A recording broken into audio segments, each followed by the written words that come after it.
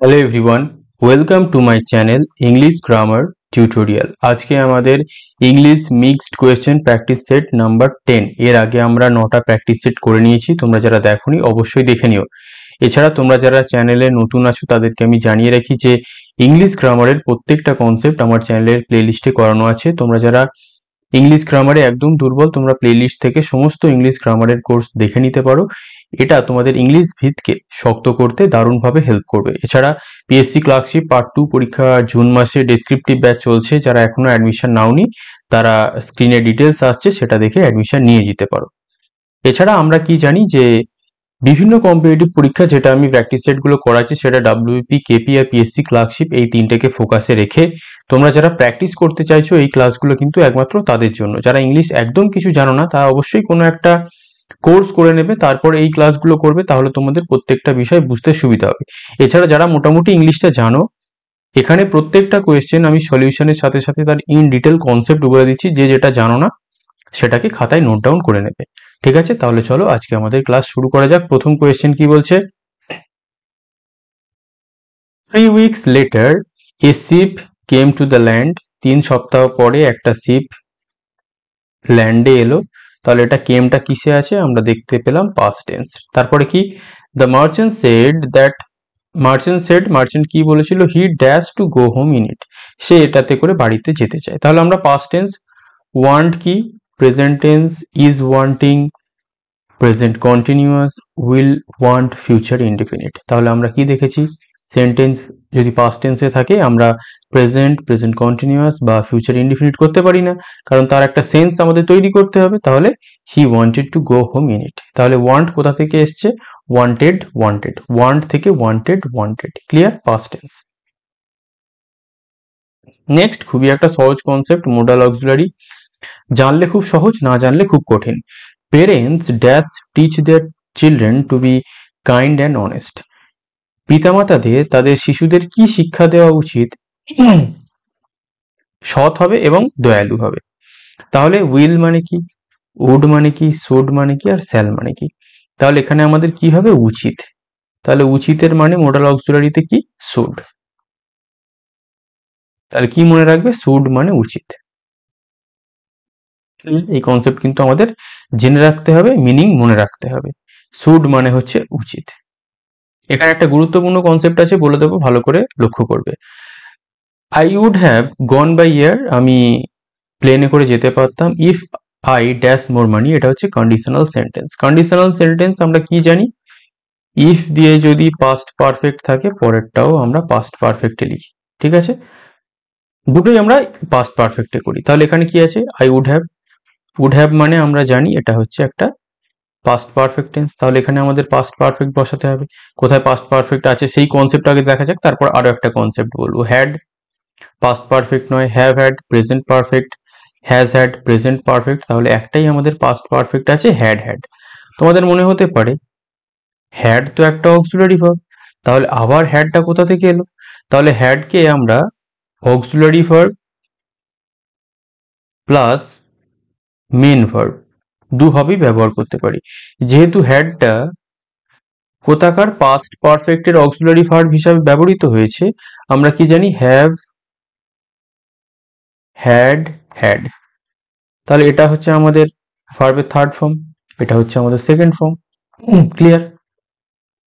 তাহলে এটা আমাদের কি, একটা আমাদের অক্সিলারি ভার্ব আর একটা হচ্ছে মেন ভার্বের third form past perfect tense. তাহলে হ্যাড মানে কি, যদি আমার কাছে অনেক টাকা থাকতো আমি প্লেনে করে যেতাম। তাহলে হ্যাড মানে কি, অধিকারে ছিল বা থাকতো।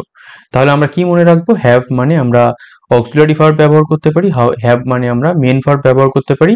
যেহেতু হ্যাডটা পাস্ট পারফেক্টের অক্সিলারি ভার্ব হিসাবে ব্যবহৃত হয়, আমরা আবার যে হ্যাডটা ব্যবহার করেছি ওটা হ্যাভ ভার্বের থার্ড ফর্ম, ওটা আমাদের অধিকারে থাকা বা সম্পত্তি আমাদের কারোর কাছে আছে এরকম অর্থে আমরা বোঝানোর চেষ্টা করেছি। আরো অনেক রকম মিনিং আছে, এটা আমাদের জেনে নিতে হবে পরে। Next, voice change. We should meet all our needs. তাহলে should modal verb, meet main verb, all our needs হচ্ছে অবজেক্ট। তাহলে অল আওয়ার নিডস প্রত্যেকটাই আছে।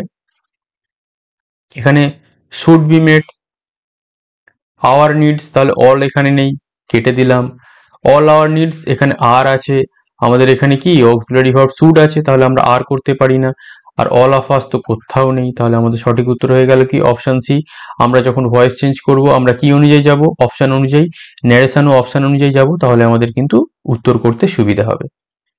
নেক্সট নেক্সট কি বলছে 5, let's light A fire and cook the sausages said the children. তাহলে said the children কি বলেছিল, চলো আমরা আগুনটা জ্বালাই এবং মাংসটাকে রেঁধে ফেলি। সসেজেস মানে কি পর্ক, বিফ এইসবের মাংস। তাহলে শুধু কি লেটস, তার মানে কি সে কোনো একটা কি রিকোয়েস্ট করেছিল কি না, অনুরোধ করে। রিকোয়েস্ট মানে কি প্লিজ। আস্কড করেছিল কি না, প্রশ্নটা আমাদের কোনো কোয়েশ্চেন মার্ক নেই। তাহলে এখানে সেট করেছিল কি না, না নর্মাল কথা বলেনি। তাহলে সেখানে কি করেছিল, সাজেস্ট করেছিল যে আমরা আগুনটা জ্বালিয়ে রান্নাটা করতে পারি, তাহলে সাজেস্টেড। আর ইম্পারেটিভ সেন্টেন্সে আমরা কি জানি, টু দিয়ে কানেক্ট করতে হয় দুটো ভার্বকে। ক্লিয়ার। নেক্সট, ভয়েস চেঞ্জ যারা জানো না, ন্যারেশন চেঞ্জ যারা জানো না, প্লে লিস্টে চলে যাবে, সমস্ত কনসেপ্ট ক্র্যাশ কোর্সের আকারে করানো আছে, দেখে নেবে। 6, the lions kill the animals. সিংহরা কি করে, অ্যানিমালদের হত্যা করে, অ্যান্ড ইট হিজ মিট, এবং তার মাংসটা খেয়ে নেয়। No error. এখানে কোন নাউনে ভুল আছে দেখতে হবে, তাহলে আমাদের এরর কারেকশন। তাহলে কিল দ্য অ্যানিমেলস কাদের মাংস খায়, তাদের মাংস খায়। অ্যানিমেলসটা কিসে আছে ভালো করে লক্ষ্য করো, প্লুরাল নাম্বার, কি পার্সন, থার্ড পার্সন। তাহলে এখানে হিজটা কি আছে, সিঙ্গুলার নাম্বার, তাহলে হিজ এর পরিবর্তে কি হয়ে যাবে, দেয়ার হয়ে যাবে। কারণ কি কনসেপ্ট দাঁড়ালো, পজেসিভ। পজেসিভ মানে কি থার্ড পার্সনের পজেসিভ হয়ে যায় দেয়ার, হিজ নয়। ক্লিয়ার, এটা আমরা জানি অনেকেই। নেক্সট, যারা জানো না নোট ডাউন করে রাখবে। The judge has to rate the contestants not only on dash but also on their interaction with the audience. তাহলে যারা বিচারক ছিল তাদের শুধু কিভাবে রেট করলে হবে না, নট অনলি অন ড্যাশ, কিসের উপরে রেট করলে শুধু হবে না, তাদের ইন্টারাকশন বা তারা কিভাবে আলাপ আলোচনা করছে তার উপরেও রেট করতে হবে। তাহলে নট অনলি ড্যাশ, এখানে আমাদের কি আছে, হিজ প্রেজেন্টেশন, হার, দেয়ার, না আওয়ার। তাহলে এখানে কি কন্টেস্টেন্ট আছে, থার্ড পার্সন প্লুরাল নাম্বার, তার পজিটিভ হয়ে যাবে দেয়ার, এক্ষুনি আমরা করেছি। তাহলে আশা করছি তোমরা প্রত্যেকেই পেরেছো, ভেরি গুড। নেক্সট, এই কনসেপ্টগুলো খুব সূক্ষ্ম কনসেপ্ট, নোট ডাউন করে রাখবে। 8, neither the doctor nor his assistant were asleep when the phone rang. Conjunction, তাহলে আমরা কি জানি, neither nor, either or থাকলে এখানে আমরা কি জানি, neither nor বা either or বা শুধু or, এগুলো থাকলে আমরা কি সেকেন্ড সাবজেক্টের পর ভার্ব বসাই, অর্থাৎ সেকেন্ড সাবজেক্ট যেটা আছে সেই অনুযায়ী ভার্ব বসে। তাহলে এখানে সেকেন্ড সাবজেক্ট কি আছে, হিজ অ্যাসিস্ট্যান্ট আছে, তাহলে কি থার্ড পার্সন সিঙ্গুলার নাম্বার, আমাদের ওয়্যার এর পরিবর্তে কি হয়ে যাবে, ওয়াজ হয়ে যাবে। ক্লিয়ার, তাহলে অপশন বি তে ভুল আছে। Next, mister Sharma dash asked his son to tell him what had happened to the food and drinks kept in the fridge. তাহলে মিসেস শর্মা বা মিস্টার শর্মা কিভাবে তার ছেলেকে বলেছিল তাকে বলার জন্য যে ফ্রিজের ভিতরে যে খাবার এবং পানীয়গুলো ছিল তার সাথে কি হয়েছে। তাহলে in anger, with anger, to anger, from anger, তাহলে কেউ রেগে বলা, মিস্টার শর্মা ইন অ্যাঙ্গার, রেগে গিয়ে যখন বলছে, কারণ নামের পর আমরা ইন অ্যাঙ্গার বসাই। ক্লিয়ার, কনসেপ্ট মনে রাখবে, লিখে রাখবে। Next, 10, each girl was given a branch of flowers which pleased them very much. প্রত্যেকটা মেয়েকে একটা ফুলের তোড়া দেওয়া হয়েছিল যেটা তাদেরকে খুব খুশি করেছিল। এখানে দেখো which pleased them, তাদেরকে, অর্থাৎ এখানে দেমটা কিসে আছে, objective case, plural number. Clear, তাহলে এখানে আমরা কি জানি, একটা কনসেপ্ট আমরা মনে রাখবো, ইচ বা এভরি কোথাও থাকলে তার যখন অবজেক্টিভ কেস বসবে সেটা অবশ্যই সিঙ্গুলার নাম্বারে বসবে এবং তার পাশে যে নাউনটা থাকবে সেইটা অনুযায়ী তার অবজেক্টিভটা বসবে। তাহলে এখানে গার্ল আছে, তাহলে দেমের পরিবর্তে যদি সিঙ্গুলার নাম্বার হয় তাহলে কি হয়ে যাবে, হার হয়ে যাবে, কারণ গার্ল আছে। আশা করছি কনসেপ্ট বুঝতে পেরেছো, খাতায় নোট ডাউন করে রাখবে কারণ এইসব কনসেপ্ট খুব ইম্পর্টেন্ট। Next, quite. কোয়াইট মানে হচ্ছে আমরা কি জানি, পুরোপুরি। আর একটা হয় কোয়াইট, এর মানে হচ্ছে শান্ত। দুটোর স্পেলিং আলাদা, ভালো করে জেনে রাখবে। একটা হচ্ছে টিই আর একটা হচ্ছে ইটি। ইটির মানে হচ্ছে শান্ত আর টিই মানে হচ্ছে পুরোপুরি। Synonym, totally, partially, often, on and of. তাহলে আমরা কি জানি, পুরোপুরি মানে কি, অবশ্যই টোটালি। পার্সিয়াল মানে কি, কিছুটা, অফটেন মানে কি প্রায়ই, অন অ্যান্ড অফ মানে মাঝে মাঝে, তাহলে টোটালি মানে পুরোপুরি। ক্লিয়ার? নেক্সট, অ্যান্টোনিম বের করতে বলেছে। কনভিক্টেড মানে হচ্ছে আমরা যেটা জানি অভিযুক্ত। ক্লিয়ার? কনভিক্টেড মানে হচ্ছে অভিযুক্ত।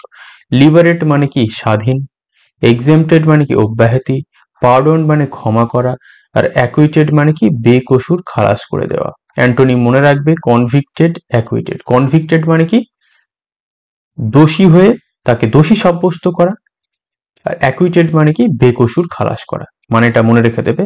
ঠিক আছে? Next, A remedy of all disease. কি বলছে?